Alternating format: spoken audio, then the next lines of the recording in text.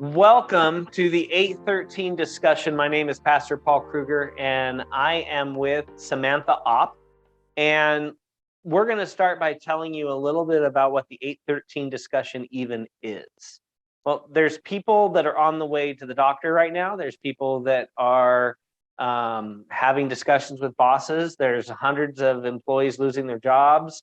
There's people that are just going about their lives and not a care in the world. There's people with stress. There's people with relationships that are going good, relationships that are going bad. The 813 discussion is a new discussion that is building on the foundation of over 20 years of life-changing content and curriculum in the lives of people at a little school in Southern California called Hope Learning Academy, and whose students are now adults and are living their lives and have called out for this 4-8 thing that we did at the school to be part of their lives. So the 813 discussion is the next evolution in that. We are going to bring these amazing group sessions and content that have literally changed lives, and we're going to bring them to everybody that wants to consume them and use them. We've got great plans for this, for people to eventually be joining in with us in live discussions, to be able to call in with your issues, and we'll 4-8 those issues. But I am here with somebody who started in my school when she was in high school. And I'm not going to discuss the problems that she had or the reasons that she was there, but I'm going to say that she is a life transformed and has become an adult friend of mine, somebody I've become very close to and whose friendship I value. So I'm Pastor Paul Kruger, and I will be co-hosting the 813 discussion with my friend Samantha Opp. Samantha, or Sam, why don't you tell everybody about yourself a little bit and why you're sitting here today? Okay, well, let's see. So about me, I'm a mom now, and I own a online clothing store. But most importantly, I am a beautiful, wonderful child of God. Amen. Yeah, I that's No, me. that's fine. So you launched right in, as you do. You said, I'm a beautiful, wonderful child of God. And what a great launching point, because the 813 discussion, what 4-8 has been for so many kids that are now adults for so many years, is it's been an identity that we have built into the lives of ourselves by modeling it. And with all of those that we work with, parents and their kids alike, and their kids who are now adults and have kids of their own. So when we say you're a beautiful, wonderful child of God, we're talking about an identity that God has given you. Beautiful meaning he doesn't create junk. Whatever you're dealing with in your life, God made you, and you are enough, and you are everything that you need to be. Because you're wonderful. God wants to spend time with you. God desires you and desires personal interaction and intimacy with you. And then child of God is a title that is reserved only for God's most treasured people. And we are God's most treasured people. We are his creation. So we have the power to change anything in our lives. So is that what you mean by beautiful, wonderful child of God? Yeah, that is my identity, which I never had before. But that's what I mean.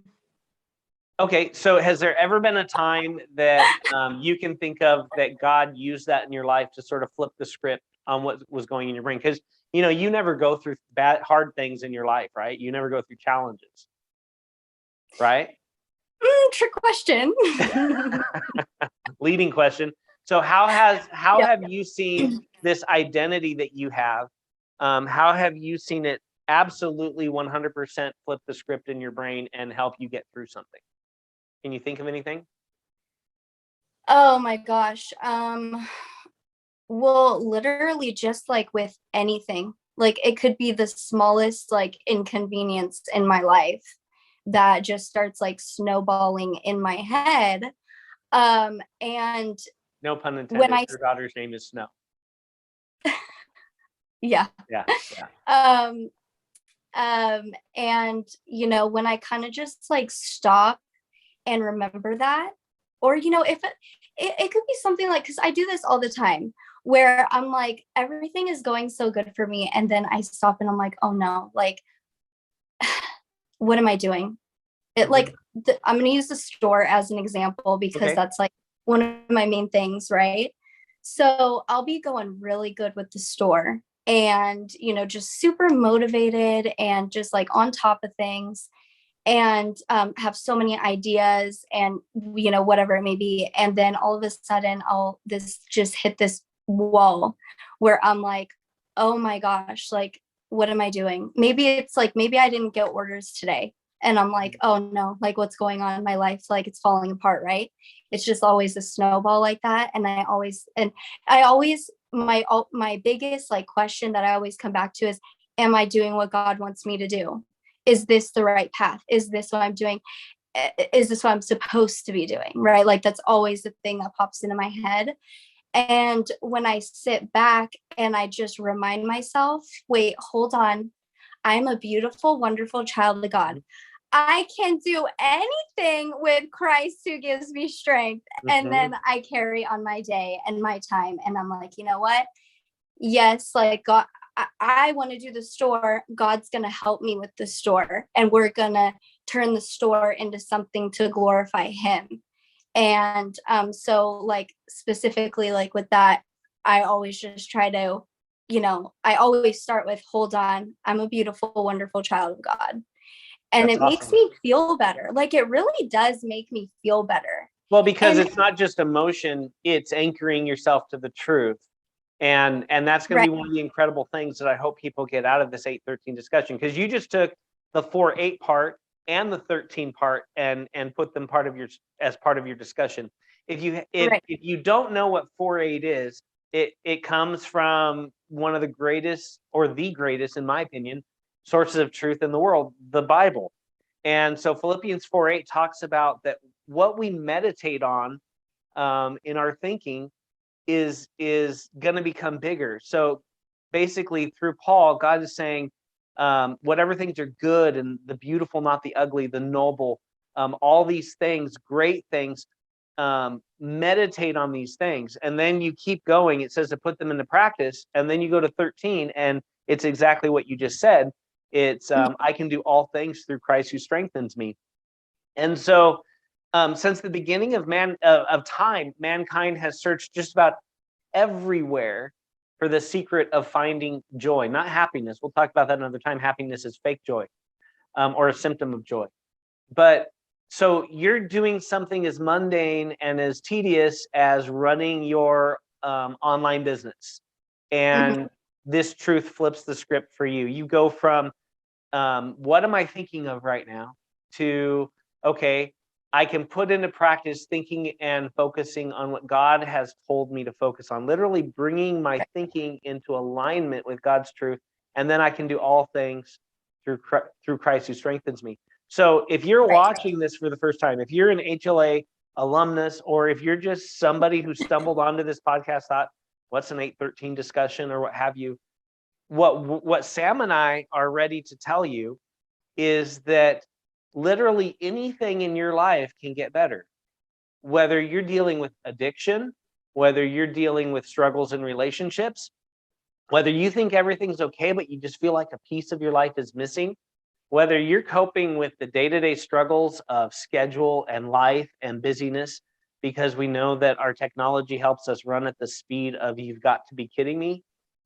Whatever it is, uh, we can find joy and we can move forward in joy. And that happens when we come into alignment with God's purpose for our lives, but especially um, the identity that He's given us that's powerful because of Jesus Christ. So today, most people, it seems like they're looking for joy in something or someone outside of themselves. Would you agree with that, Sam? Instead of looking yeah, for joy in the right places, they're looking for joy in the wrong places. Let's talk about mhm, that. Where do people look for joy in the wrong places? And where maybe have you looked for joy and you're like, joy never came from there, even though I was trying to get joy there? Or what have you seen? What lies maybe have you seen people fall for? If I'm being honest, Mhm. sex, money, drugs. Okay. That's like literally, like, I feel like the common theme, especially in like today's society. Hmm. And also everybody has this like I'm gonna say like weird view on like spirituality, Hmm. and they believe like, oh, these crystals are going to bring me healing and Hmm. happiness and, you know, fix my problems, when it's like they're always looking for it in the wrong places, when the one right place is just Jesus. It's so Hmm. simple. And so But you would say that the creator of the crystals is the better source to go to than the crystals themselves. yeah, most definitely. Mhm. Yeah. Okay. I definitely don't like, I don't really necessarily like believe in the whole like crystal healing thing, Mhm. but I do think that they're like demonic. And I feel like when Okay. people really like believe in that, it's just an open door for attack. Okay. So just like But anything else, that any other trap that's been set for us, you used the word mhm, trap earlier in the day. Um, those things are a fraction of the real deal. So you said mhm. sex, money, you said drugs, and then you started talking about some of the sources that we go to solve those, like crystals and like other things. All of those things that you mentioned are a fraction of the real deal. They're like counterfeits. They're things that give you an instant relief, but they don't give you a long-term solution. They're things Right. that help you cope, but they're not things that help you overcome. So I know Right. you, yeah.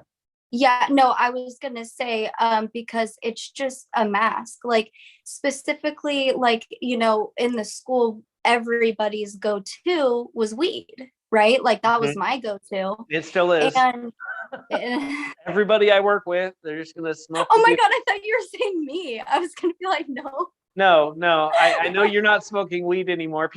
There's people tuning into this going, oh yeah, 4-8, and they're probably smoking while they're watching their 4-8.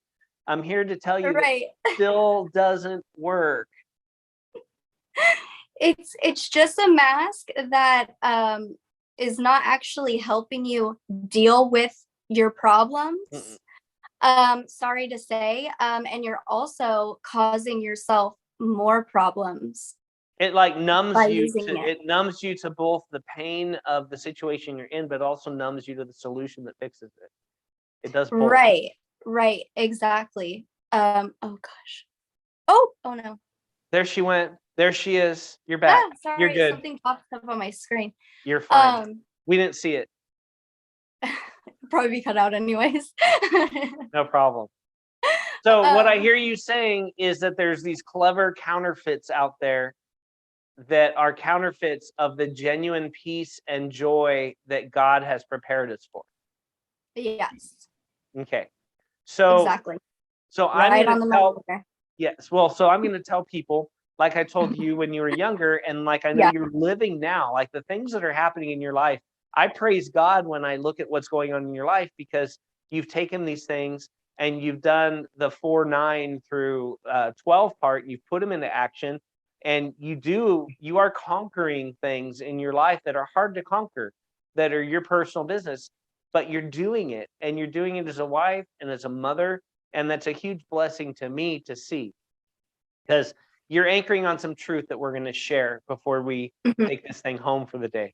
But Right. you have grown to believe and to know, not just believe, that living with joy is actually your birthright. It's actually something that God created you for, and it's his intention in your life. And that we broke the birthright, not God. Everybody loves to blame God, Mm.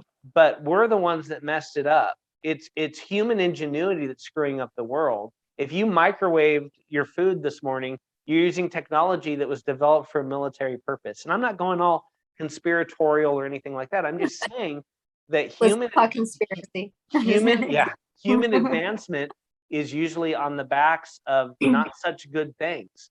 But God's advancement in our lives is always on the back of wonderful things, especially his sacrifice on the cross.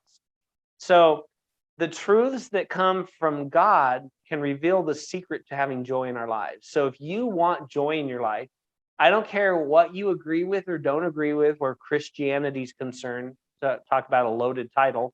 I prefer believer in Jesus. That's what I am. But whatever preconceived ideas you might have about Christianity, whatever you think might be messing up your life, if you are blaming God, he can handle it.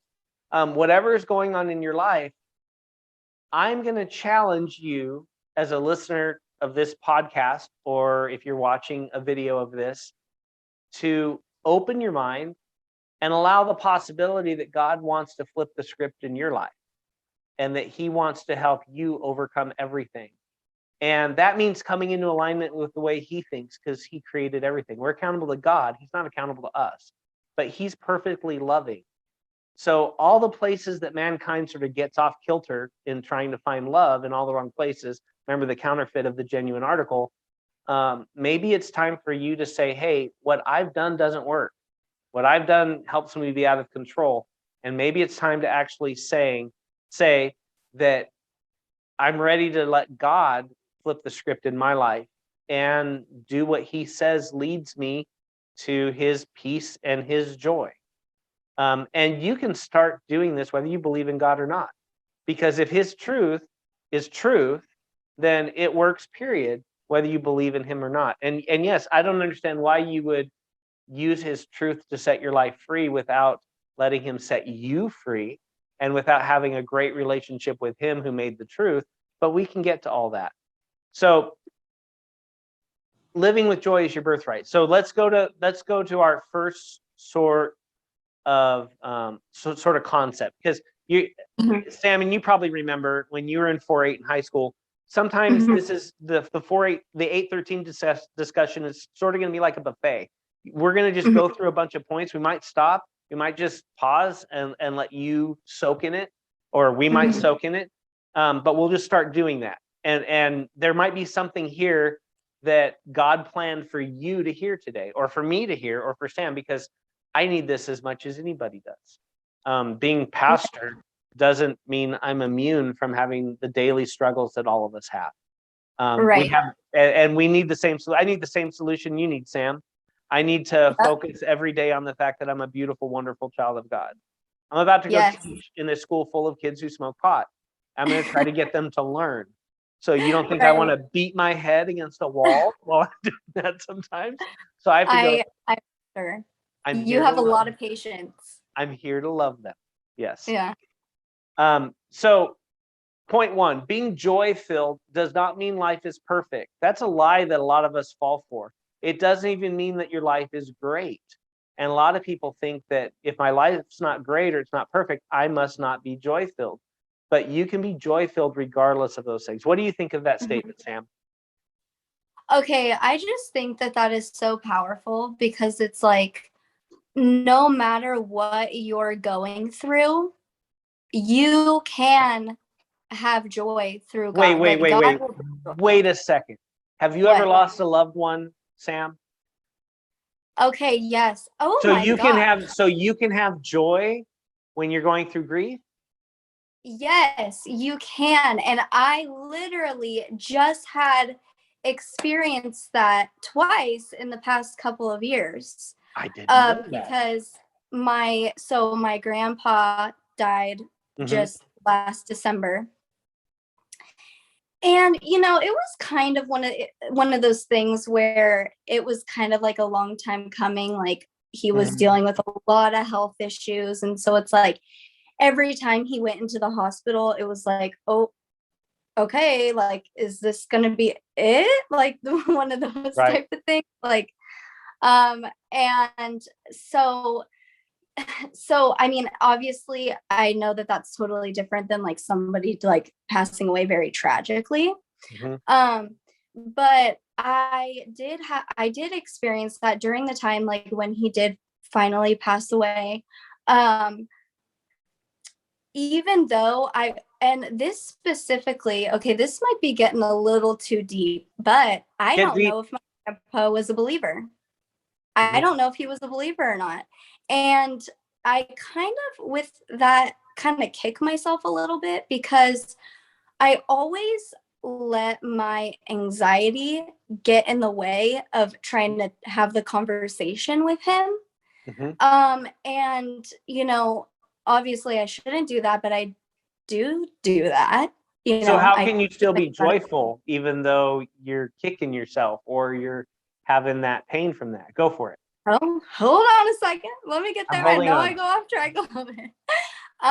But anyway, so when he died, even though it was like a long time coming, like I kind of prepared for it. I still, and sometimes I would think, oh, is this a little selfish, right? Even though I was so upset, and obviously my grandpa died, right? I was like, but it's okay. And like, I'm not going to like, I'm not gonna let this, this might come off so bad, but I'm not gonna let this affect my joy that I have in life.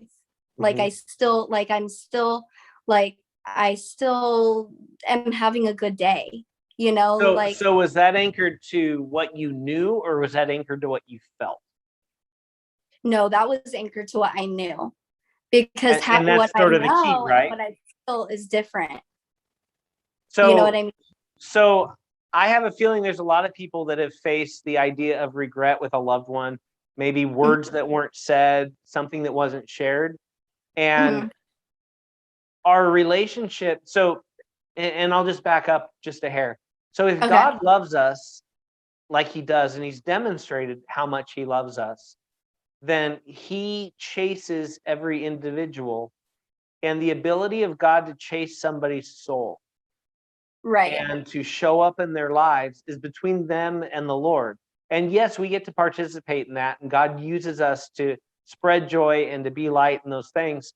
But I'll never forget a mentor in my life named Don Birthright, and if you've been in 4-8 many years, you've heard this before.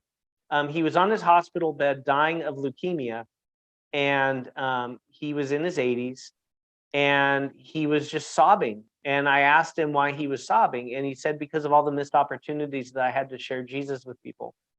Right. And Yeah, you told me you used that with me just like recently. right, but when I was at his funeral, we were actually at the viewing.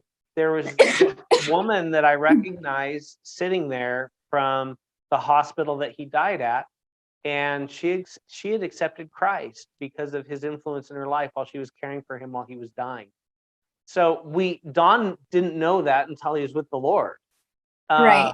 We never know, but we still anchor to what we know, and what we feel catches up. So even in the midst of regret, Right. anchoring to what we know can free us to have joy. And it's not this fake joy like, oh, just moving on. No, you grieved heavily.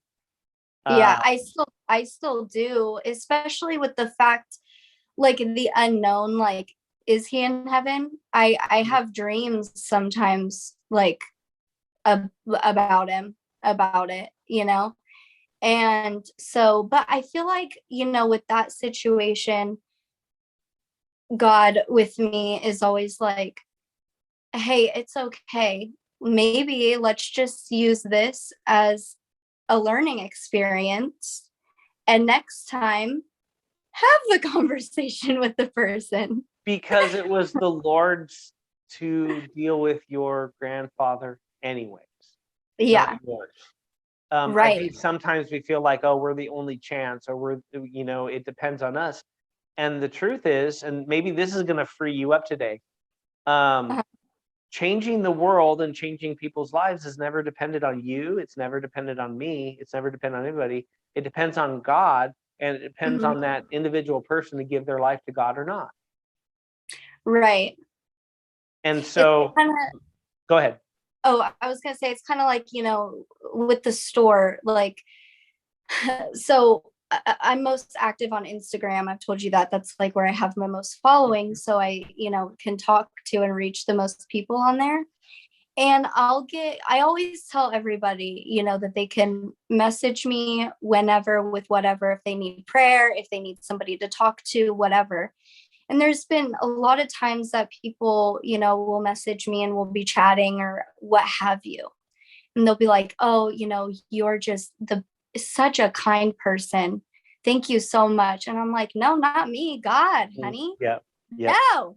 No, I'm not a good person. Are you crazy? I am selfish. I'll get that after my sermon sometimes. Somebody will come, Paul, what a great sermon. You were so good today. And I'm like, no. It's hard for me because no, that's God doing that. I'm just like everybody else, just like you. You and I are a lot alike. We're wretches.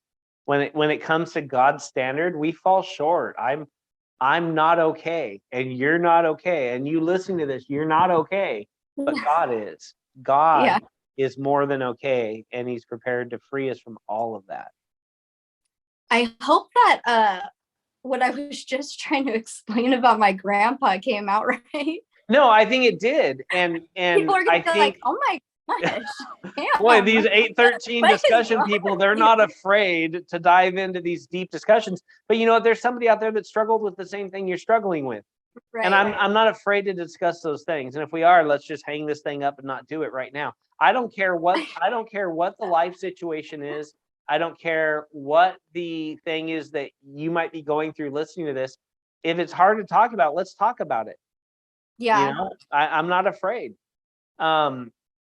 Another totally another subject, but sometimes people are like, well, you're a pastor and you believe in the Bible and I'm gay. So, you hate me. I'm like, I do what? You don't even know me. I don't hate you. I love you. And so, all these hard to talk about discussion things, no, we'll talk about them. Because God's joy is real and it transcends, which means for all of you that had to look it up like I did, means it rises above everything that you can think of. Joy, like we said earlier, it doesn't mean life is perfect. Sam really went through some grief recently. And man, I have a lot of stressors going on in my life and anxiety sometimes that I deal with just like others do. It doesn't mean life is perfect. It doesn't mean that my life is even great sometimes. What it does mean, though, is that if I, like Sam just described very well, by the way, don't sell yourself short, is that if you emphatically trust God, His outcome will be accomplished regardless of how you feel. And His outcomes are so perfect that you will have joy. No one can make you believe that, but it's the truth. And so here's some other things that joy is. Joy is infectious. Have you ever been around a joyful person when you were in a bad mood and it perturbed you at first, but then you started feeling better? Because real joy that's not fake, when somebody has an inner peace anchored to a truth that brings them joy, that's infectious. It wears off on people. Sometimes in the school that we do, and I know what you were describing that you do with your store, you're just making joy infectious is what you're doing. I sit and I love kids all day. How do I teach a kid that's stoned to the quadratic formula? I have actually attempted that. I've actually attempted to teach a stoned child the quadratic formula. So maybe I am patient. But the key was not teaching the kid the quadratic formula. The key was showing that kid that I loved them through a choice that they were making in their life that wasn't helping them, to the point that they wanted to know why. And to the point that I was able to tell them and share with them that deep love and where it comes from. And there's people that have been in our school that I remember for 4 years. We're doing every drug and making every bad choice you could think of. And then all of a sudden in their senior year, they say, hey, I'm done. What you've been telling me all this time and the love you've been showing me, I want the life that you have. I want the life that you've shown me that you've found. I don't want this life anymore. And so there's these amazing transformations.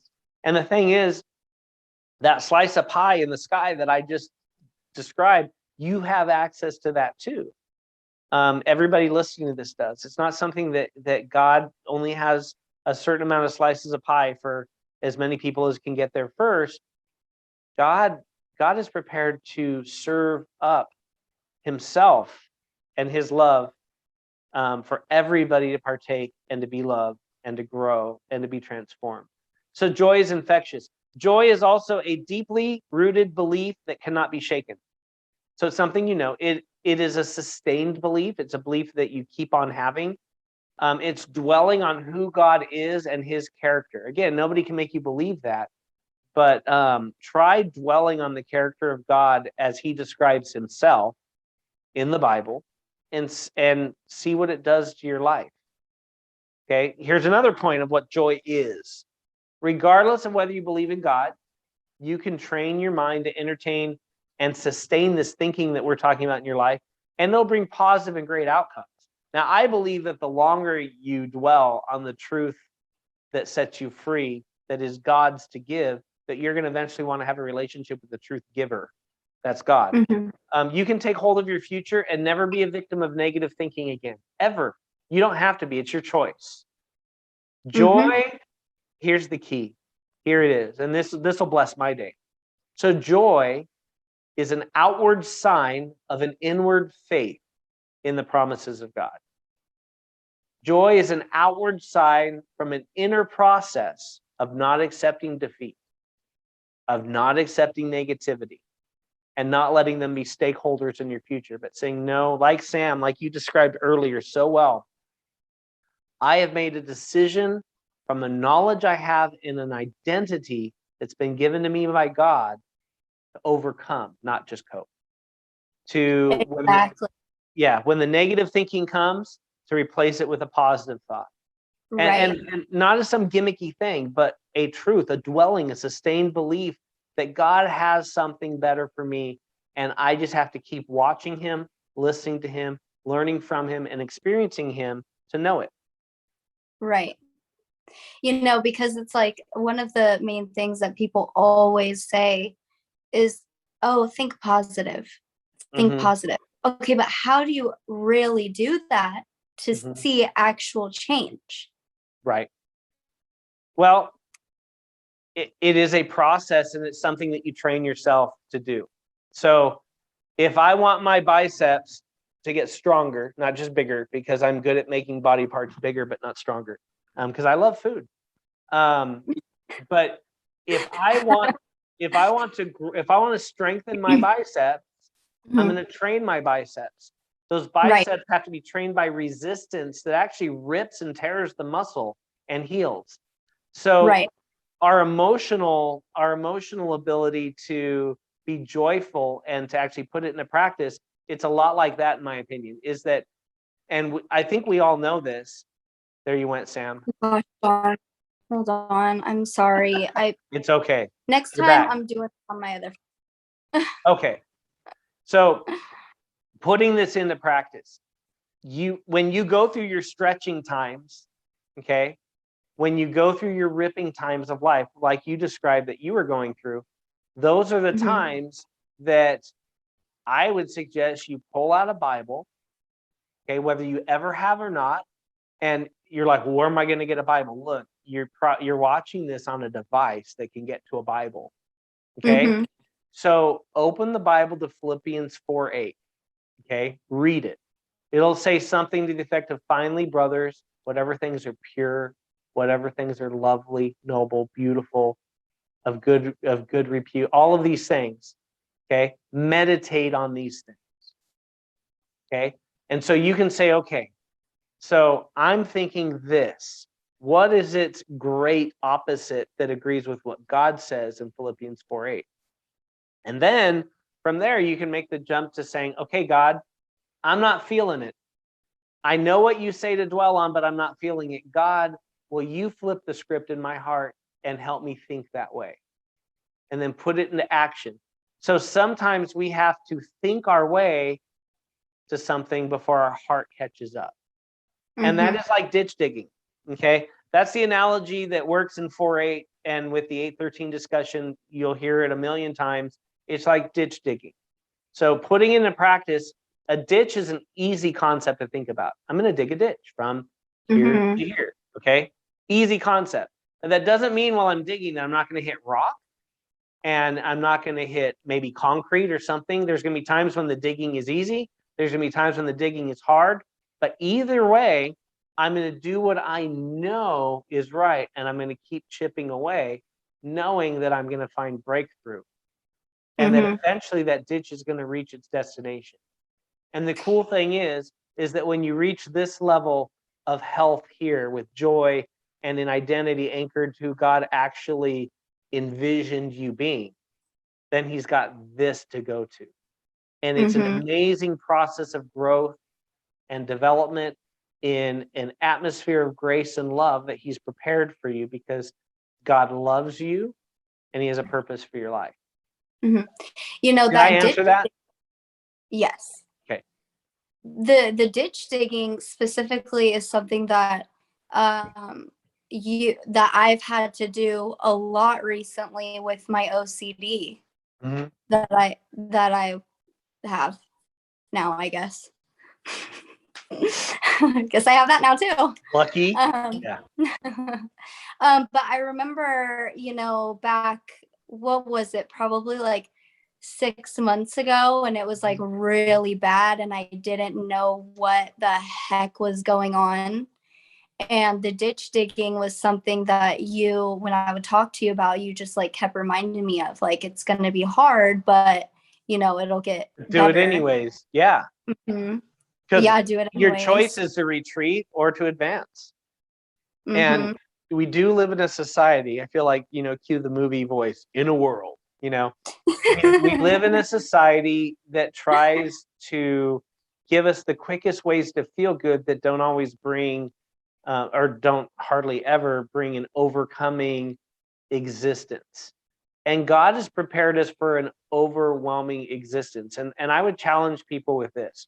If what you're doing is causing confusion in your life, if what you're doing, just there's something in you and you just know you're not settled, you're not really settled, you have a version of settled.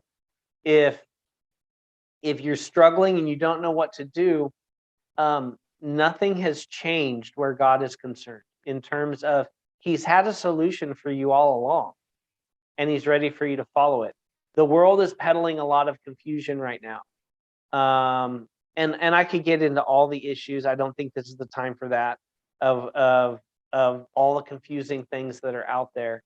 But regardless of the confusion, I think it's more important to talk about the solution to the confusion. Right. And the confusion ends where God's just stark clarity and reality begins. And we can have joy there. And people think, well, I have to give up my most treasured coping mechanisms in order to, you know, follow God or to do what God says. And, you know, just start. Let God sort it out. People will come to me sometimes and they'll be like, well, you know, you're going to want to change this and this and this. And I go, number one, I don't want to change anything in your life because I can't, because I need what I'm giving to you also. Right. But what I can say is that a God who loves you is going to change the perfect thing at the perfect pace in your life, because I can't do that. I can't say, Sam, this is the next thing for you to change, and you need to change it 10 times today at a pace of 10 times a day. That's not my job. My job is to say, Sam, what is God telling you to change next? And what, can you hear that, by the way? Do you hear vibrating? No, I don't think so. Oh, good, you don't. My camera is my phone and it is vibrating, but I forgot I have an external microphone on, so you can't hear the buzzing. So that's good. Did you hear my dings going off? I did not. Oh, thank I don't think God. I did. I mean, you know, I'm old and I don't hear things. Like, I don't know why everybody chose right now to try to call me and text me and all that. I get it. Like, of course. So all that to say is just let God start in your life. Don't, but I'm too bad. Nobody's as bad as I am. Woe is me. I can't change anything. I can't do it. I won't do it. Well, that might be true. You know, don't do all those things, all the commiserating, all the reasons why, and just let God start. Say, okay, God, I give you permission to start somewhere. and see what Yeah. happens. Yeah. For me, I'm going to use weed again because that took me forever and a day to freaking finally kick. But it's so funny because, when I was going through it, it didn't seem like anything, right? Like it's almost like, I was smoking weed and, partying and doing all that. And, I accepted Christ and I still was doing all that. But it's like he slowly started like, putting it in my head and just, like the slow change that he does. And now I look back and I'm like, oh my gosh, like it's like I could see every time with, like smoking weed specifically where, oh my gosh, I just lost my train of thought. Should I start messing with you about that? You forgot. Remember the sign at Which HLA? I still do. I haven't smoked weed in like 8 years or 9 years, something like that. You And forgot. that still happens to me. Mhm. Side effect, long-term side effect. Don't smoke weed, kids. I don't even remember what I was gonna say. Well, you were talking about What was I talking about? you were talking about God changing at his pace in your life, God changing things. You accepted Christ and you were still struggling with weed and Right. you continued to, and then you just like went from when you said smoking weed, it must have triggered something. Honestly. So here's the question, Sam. Here's where I think you were going. Okay, just ask me a question. Okay. So here's where I think you were going. God did not change everything at once in your life when you accepted Christ. He started on the things that God knows need to change first, and he started at a pace that was perfect in your life to lead you to the place that you are now, and to continue you down the road you're going on, because he's still changing things in the right order at the right pace. Yes, exactly. There you go. You hit it right on the head. You are so welcome. Yeah. Yeah, I don't know what that was. That's probably going to happen all the time. So we have talked about a lot of things already in our first session of the 813 discussion. But what I already know, like, there's certain things that I think like that popped into my head that I feel not for today. That's way too much, but that I think would be good for later. Specifically, I have one story not really a story, but like a situation that I feel would go really good into something. I'll just tell you later. So you've got that story holstered and you're ready to fire at the right time, is what you're saying. Ready to go. So that's the teaser for the next 813 podcasts, because they're going to be released like weekly, right? Yep. That's our goal. Stay tuned for the next one to know what's on my mind. And they're going to get better and better if you're watching this. She said Instagram. I'm like, that sounds like a golden gram. Is that as good as a gold? I don't know. I know what Instagram is, but I am not tech savvy. Like, I am so impressed with myself that I've got this ring lights thing set up and it's holding my camera and I'm using the technology properly. I think I am. Like, that's impressive for me. So Sam and her husband Trevor have graciously have taken on the responsibility. They're going to be editing this stuff, and we're going to make it better and better. If you have ideas for what you want us to talk about, we'll do that. There's eventually going to be opportunities for people to join us on here, and there's going to be opportunities if you're having a problem. In fact, I want to say that, number one, as a pastor, and the way I see the word pastor in my life, that I'm here to love people. So if you're going through something, and we'll put it in the notes if we can, or whatever we need to do to share it.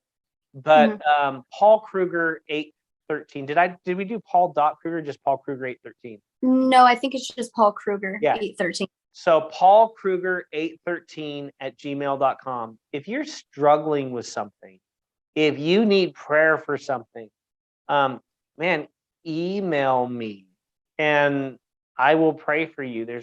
We're not huge. This is our first thing that we're doing. This isn't something where we're out of reach. So you've got us. Samantha Op 813 at gmail.com, right? Yes. Yeah, email me too.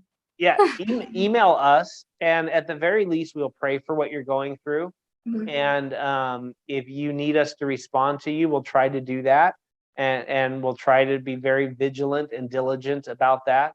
But we want this thing to develop into what it needs to be to help people and to grow Yeah. people. That's Sam and my sole motive for this thing. And if it becomes something bigger, cool. If it doesn't, okay. If it reaches one person, you know me, I don't care. Then that one person, look how much God loves you. We did all this stuff and spent all this time to reach you. So Mhm. that's cool. To everybody that's out there watching this, as I tell everybody that ever is part of a 4-8 or an 8-13 discussion with me, I love you. And I am a believer in Jesus Christ, and I've seen him transform my life, and he continues to. And man, if you want to be in touch with the one who didn't just show you a pretty flower or rose or sunset or whatever, but created it, like designed it, then I suggest to you that you need to know Jesus Christ. So join us for the next 8-13 discussion. Sam and I will always be your hosts, and we'll get better at that too. I'm probably not a very good host. We're probably I not already very know good I'm hosts not. yet. Yeah, but we'll get better at it. It'll be cool. Yeah. And we hope to see you there. So Yes. until next time, man, go do the 4-8 thing. Go dig those ditches.